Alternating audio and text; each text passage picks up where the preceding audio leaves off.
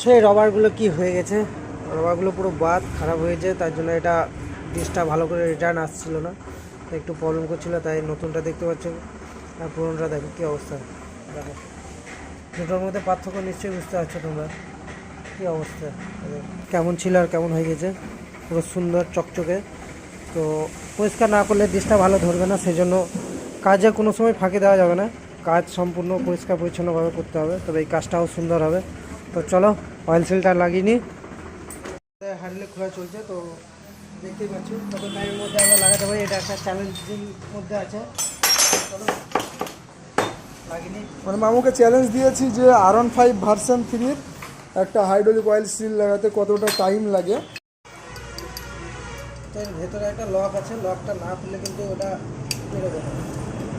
একটা লক আছে, আগে খুলবে, লক যতক্ষণ না খুলবে ততক্ষণ কিন্তু যতই তুমি প্রেস করো, এইটাই সেই লক। এটাই হচ্ছে সেই লক।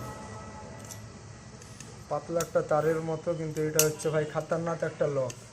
আমাদেরকে ফিটিংসটা দেখাচ্ছি, যে অয়েল সিল নতুনটা আর এটা হচ্ছে পুরোনোটা, দেখতেই পাচ্ছি অবস্থাটা। এটা পুরনো আর এটা নতুন। চলো এই দুটো মুছা বাকি ছিল।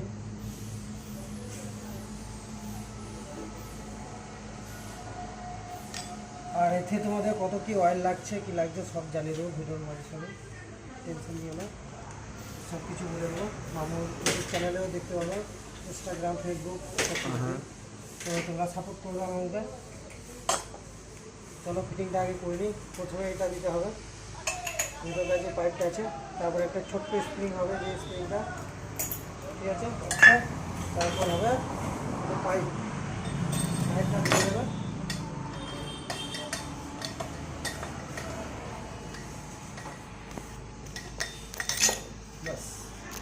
এরপরে যা কাজ সেটা,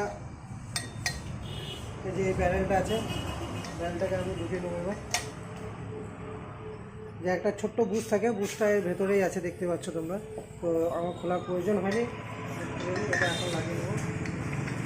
তোমরা ভেবো না যে এতেই ফিটিংস হয়ে গেল, এখনও অনেক কিছু লাগানো বাকি আছে।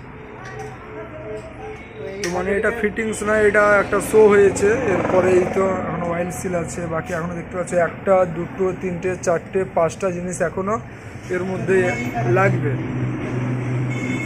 এটা হচ্ছে বড় যে বুশটা আছে, প্রথমে এটাকে ভরে দেবো, তারপরে যে ওয়াশার, আর এই হচ্ছে সে পোলার, যেটা সামান্য অবশ্যই দরকার। কাজটা কিন্তু খুব ইজি, এটা দেখতে পাচ্ছ, বাস হয়ে গেল কমপ্লিট। বড় কোনো জায়গায় কোনো দাগ বা কোনো কিছু পড়বে না, কোনো স্ক্র্যাচ নেই, দেখতে পাচ্ছ। কাজটা এত সুন্দর যে কোনো মানে ক্ষতি নেই, এত সুন্দর কাজ।